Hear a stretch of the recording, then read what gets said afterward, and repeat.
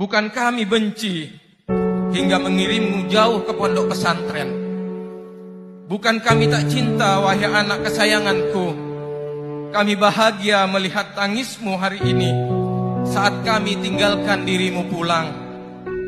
Kelak, suatu saat kau akan merindukan tangis perpisahan itu. Selamat berjuang, nak. Nanti juga kau akan paham mengapa kami titipkan engkau di pesantren. Maafkan kami tidak seperti orang tua lain memberimu segudang fasilitas dan kemewahan. Jadilah pembela ibu dan bapak di hari pengabdian Allah. Dengan menjadi santri, kami harap engkaulah yang mengimami sholat jenazah kami nanti, menggotong keranda kami.